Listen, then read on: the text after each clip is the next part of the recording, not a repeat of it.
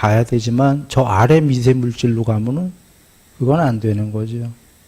높은 미세물질의 몸, 비물질, 이렇게 가야 되는 겁니다. 그리고 이제 초월로 가는 거다. 여기서 하나를 얘기를 드려야 될 거는 부처님이 이렇게 윤회의 과정도 다 얘기하셨는데요. 윤회를 믿으시나요? 안 믿나요? 혹은 믿으면 좀 가는데 아닐 것 같기도 하고 그런가요? 좀 왔다 갔다 하는 게 있겠죠, 우리가. 뭐 눈으로 지금 천안통이 있어갖고 하늘세계 보는 것도 아닐 거니까 말입니다. 그런데 삼각형을 할 때 두 각을 알고 나면 삼각형에서 두 각을 알면 나머지 하나의 각을 몰라도 X값을 압니까? 모릅니까? 그건 무조건 알지요. 그래서 재보진 않았어. 그러나 수학적 이치로 안 재봐도 이 두 개를 알면 이게 맞다라고. 이게 추론인가요? 정확한 건가요? 정확한 거죠. 수학으로 밝혀졌기 때문에. 그러나 우리가 이 수학으로 안 밝혀졌다면 어떤 사람은 추론이라고 할지도 몰라요. 그죠? 여하간 두 개를 알면 나머지 하나를 아는 건데 이 세계도 그렇게 되어 있습니다. 윤회의 과정이 톱니바퀴처럼 교집합으로 되어 있어요. 이렇게 돼 있으면 지금 원 두 개를 요 세 손가락은 보지 마세요. 요렇게 하자, 요렇게. 요렇게 교집합으로 들어가면 원 두 개가 요 중간에 교집합이 있죠. 그러면 이쪽과 중간에 교집합을 알면 나머지를 아는 거예요. 이렇게 하나의 세계는 이렇게 연결이 되어 있다가 이렇게 안 되어 있고 이 세계 따로 저 세계 따르면 이 세계와 저 세계는 아무 상관이 없는 거예요. 인과관계가. 여기서 벌어진 조건이 여기에 영향을 안 준다 그 얘기예요. 늘 이렇게 또 옆에도 이렇게 사슬처럼 체인으로 연결이 돼야 돼요. 이게 연기법이에요, 이게. 그래, 우리가 그래서 이렇게 한번 얘기해 보면 지금 이 세상에 여러분이 살고 계시죠, 우리가. 그리고 거기에 더해서 주무실 때 꿈이 있지요.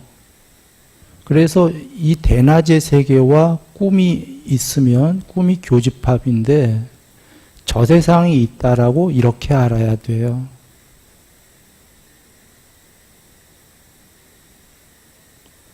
꿈은 그냥 생기는 게 아니거든요. 꿈은 왜 생기냐면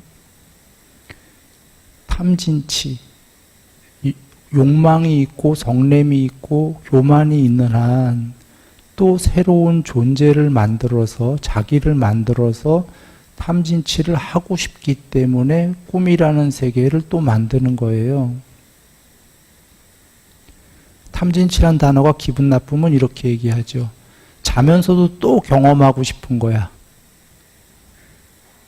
이것도 잘 저거 하다면 대낮에 백일몽, 신데렐라 상상했던 걸 생각해 보세요. 신데렐라가 되고 싶으니까 오죽하면 상상을 만들잖아요. 마음으로. 그렇게 꿈이 만들어진 거고, 마음이 경험하고 싶은 한 죽고 나서도 또 다른 세계로 태어 경험하는 거예요. 이렇게 보셔도 되고, 또는 과학적인 법칙으로 얘기하면 에너지는 증가할 수도 없고 감소할 수도 없다. 에너지는 다만 하나의 형태에서 다른 형태로 변할 뿐이다. 어디서? 우주 안에서는, 하나의 우주 안에서는. 예, 연력학 법칙이에요. 그리고 이거랑 다르게 아인슈타인 박사로 가면 에너지 이꼬르 질량, 특수한 상황에서 비물질이 꼬루 물질이다 그 얘기예요. 물질은 이런 거죠. 이렇게 부피가 있는 거. 비물질은 말 그대로 비물질이에요. 아인슈타인이 얘기하기 전에는 비물질하고 물질하고는 완전히 다른 거였어요. 그게 어떻게 같을 수가 있냐였어요. 근데 아인슈타인이 같다 얘기했고, 그리고 아까 연력학 법칙으로 돌아오면 에너지는 하나의 형태에서 다른 형태로 변하는데 그렇게 계속 변하는 거예요. 죽지는 않아. 그러나 하나의 형태에서 다른 형태로 변하면 자기는 죽었다고 여기겠죠. 이 우주 안에서만도 비물질과 물질의 법칙이 그와 같다는 걸 본다면 아까 교집합을 얘기했는데 윤회의 과정에서 죽음이란 없다예요. 죽어서 다른 형태로 또 변할 뿐이다. 또는 조금 비유가 좀 비근한 뭡니까? 좀 저거 하긴 하는데, 만약에 얼음이 녹아서 물이 된다면, 얼음이 자긴 죽었다고 여길 거예요. 얼음이 마음이 있다면. 그러나, 왜냐하면 고체의 형태였기 때문에. 그러나 걔가 물이 됐잖아요. 액체로 변했을 뿐이다. 하나의 폐쇄된 공간 안에서는 그와 같다.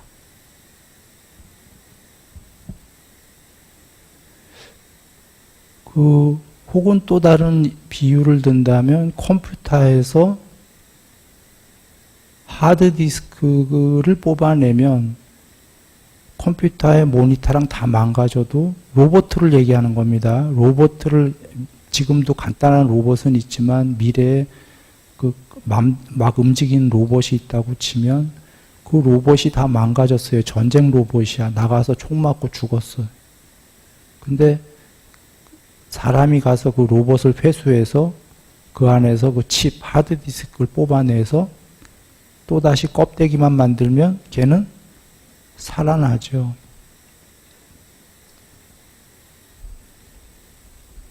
그래서 부처님께서 윤회의 과정도 경에 설명하셨어요. 우리가 죽자마자 아레야식, 컴퓨터의 하드디스크입니다. 기억을 저장해 놓은 그 아레야식이 빠져나가죠. 빠져나가져서 만약에 사람으로 올 거면 대기 상태로 있다가 부모가 딱 맞는 자기의 저금 통장, 자기의 지은 인과에 따른 부모가 결합을 하게 되면 거기에 들어가서 입퇴한다 이렇게 돼 있고, 화생이라면 죽자마자, 화생이라는 아까 신이 되거나 뭐 저기 지옥 가거나, 죽자마자 바로 신이 되어 진다. 하드디스크에 신들의 몸뚱아리가 이루어지는 거죠. 윤회의 과정까지 다 설명해 주셨어요. 그 아래 아이식. 내가 지금 컴퓨터로 설명 분명히 했어요. 똑같지 않아요? 컴퓨터에 아래아식만 있으면 도로 만들잖아요. 껍데기. 그 아래아식이 하드디스크 같은 거거든요.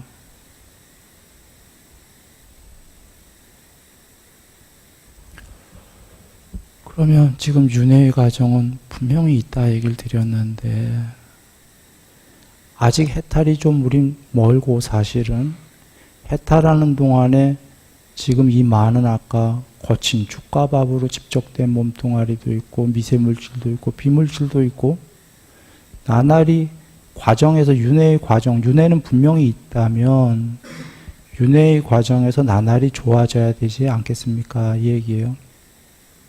괴로움은 작고 행복은 커지는 게 돼야 되지 않겠냐. 그런가요? 네. 그러면 사실 신들이 되는 것도 좋은데 그게 일단 그것도 사실 먼 길이에요. 그러면 일단 또 윤회에서 사람으로 온다 그러면 사람에서만도 굉장히 다양하거든요, 우리가.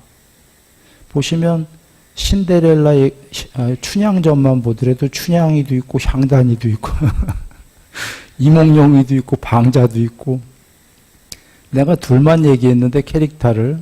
이 둘은 사실은 끝과 끝이에요. 그 둘 간의 관계에 보면. 향단이가 되고 싶으세요? 춘향이가 되고 싶으세요? 둘 중엔. 남자분들은 이몽룡이가 되고 싶어요? 머스민, 방자가 되고 싶습니까? 몽룡이가 되고 싶겠죠. 지금은 둘밖에 얘기 안 했지만, 이 세계에선 사실 너무 다양한 계층이 있어요. 사람으로 오더라도 사실은 사람 안에서도 좋게 우리가 괴로움은 작고 행복은 크게 오고 싶지 않냐, 그 얘기입니다.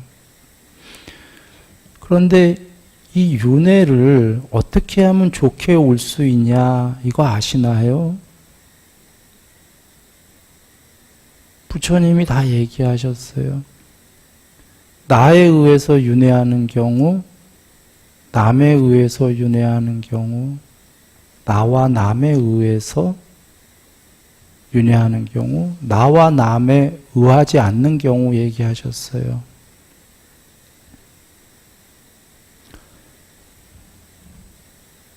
나에 의해서 윤회하는 경우는 말 그대로 다음 생의 윤회에 뭐가 될 건가가 나에 의해서 결정된다, 그 얘기인데요. 이건 우리가 좀 쉬운 게, 나가 유익한 걸 키웠냐, 해로운 걸 키웠냐, 인과응보, 보시와 개정의 계율, 팔종도적 삶을 살았냐, 팔사도, 거꾸로 팔사도적인 삶을 살았냐 등등이 나에 의해서 결정이 되겠지요.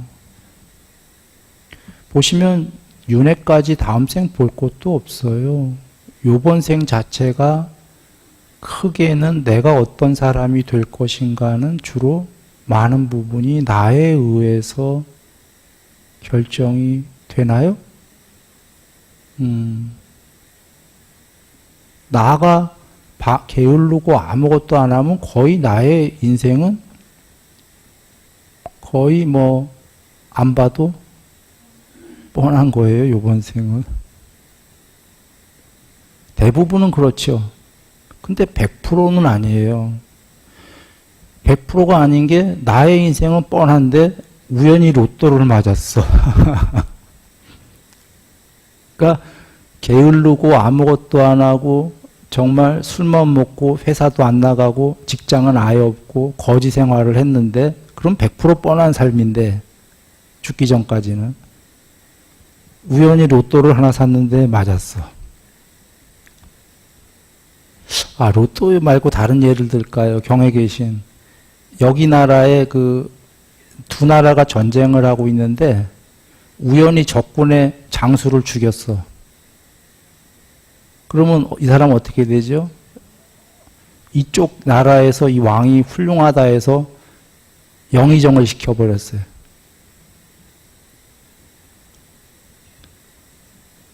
그러면 이 사람 남에 의해서 어떻게 됐습니까? 인생이. 왕은 남이죠, 지금. 나가 아니야. 남에 의해서 인생이 바뀌어버렸어요.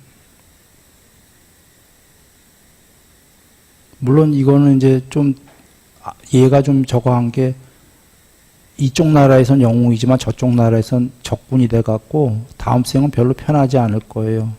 다음 생에 바로 저쪽 나라, 죽인 나라 있잖아요. 그쪽에서 가족이나 많은 사람들이 저 인간 다음 생엔 지옥 가기를, 이런 염원을 품고 혹은 나쁜 삶을 살기를 하면 다음 윤회가 바로 남에 의해서도 결정이 된다. 이게 경에 계신 얘기예요. 그러니까 나에 의해서만이 아니라 남에 의해서도 윤회가 결정이 된다. 내가 요번에 엄청나게 나쁜 일을 저질렀어. 그러면 수많은 사람이 저 인간 제발 지옥이길. 저런 인간은 정말 나오면 안 돼요. 한번 지옥까지는 안 가더라도, 왜냐하면 내가 또 좋은 일도 많이 했다고 그러면, 저렇게 그 원한을 많이 품은 인간들에 의해서 내가 다음 생도 별로 좋은 거로 나올 수가 없다.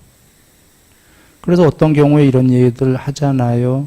아기가 자기 부모가 있는데 애가 나와서 너무 사랑스럽고 그랬는데 사랑스러운 몇 년을 보내다가 몇 년 만에 죽어서 부모의 가슴을 못을 박는다. 그래서 그런 경우에 애가 전생에 이 부모한테 원수를 갚으려고 제일 큰 대못을 박으려고 일부러 자식으로 와서 뭐 이런 얘기도 있지 않습니까? 뭐 그 얘가 꼭 맞는 경우는 아닙니다만 그럴 수도 있어요.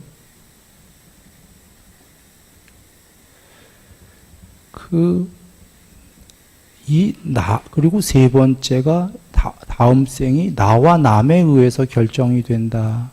뭐로 나올지. 다음 생 볼 것도 없는 게요. 사실 우리 거의 모두가 이건데, 요번 생 자체도 나와 남에 의해서 결정이 되는 거 맞나요?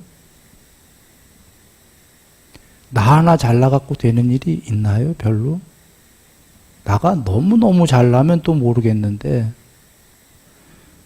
거의다가 내가 잘나고 내가 열심히 하면은, 내가 어느 회사에서 예를 들어 과장으로 열심히 하는데, 정말 100원 받았는데 200원어치 일을 한 거예요. 그래서 그 회사의 전무가 보다가 저놈은 늘 성실했다. 저 친구는. 근데 이 전무가 굉장히 큰 회사의 대표로 옮겨간 거예요. 미국에서 미국에 세계적인 회사가 있었는데 한국에 지사를 세웠는데 거기 대표로 갔다 이 소리예요. 대표로 갈 때 그 과장인가 부장인가를 이사로 데려갔어요. 이거 실제 얘기하는 겁니다. 이런 일 많아요.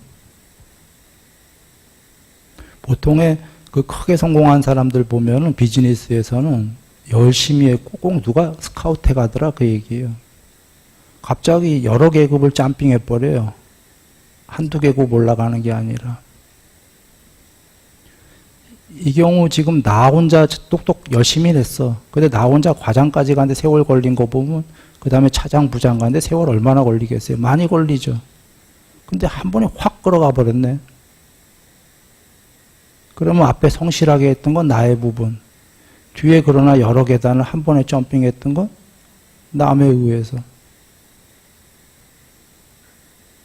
이게 나 혼자 가면 아마 그 사람 많은 세월 걸려야 그 자리에 아마 나이 훨씬 많아서 갔을 거예요. 그런데 이렇게 나와 남에 의해서 이 삶도 결정이 된다. 그러니 윤회야 볼 것도 없다예요. 네 번째, 나와 남에 의하지 않는 건 이제 해탈하신 분은 남에게 영향을 전혀 안 받겠죠. 요번 생에 해탈을 이뤘다면 윤회 자체가 초월한 건데 나와 남 같은 게 의미가 없어요. 나도 버려갖고 초월해버렸기 때문에.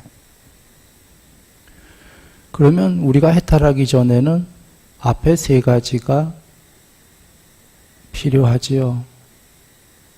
필요한데 아까 남에 의해서 결정된다라는 건 두 번째 거 별로 좋지 않아요. 그거 아까 거의 뭐 얘는 이상한 예를 들었지만 내가 한 거 없이 남에게 의존해서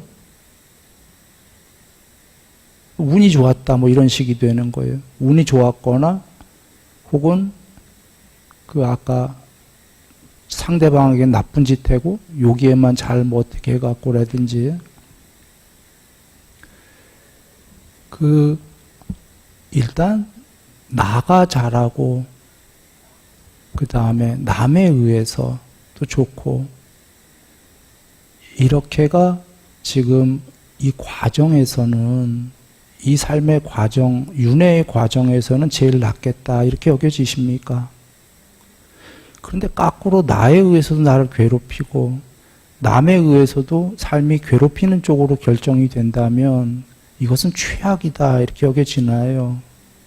그래서 부처님께서 나도 괴롭히지 말고 남도 괴롭히지 마라 그러셨던 거예요. 이거 경에 많이 나오십니다. 이게 계율이에요. 비계율은 나도 괴롭히고 남도 괴롭히는 거다 그러셨죠. 이렇게 한마디로 끝내신 게 나도 괴롭히고 남도 괴롭히면은 요번 삶이 어떻다? 윤회에서 어떻게 태어난다? 윤회에서도 또 나도 괴롭히고 남이 나를 괴롭히는 존재의 위치로 나올 거다 그 얘기예요. 그래서 부처님께서 보시와 계율적 8종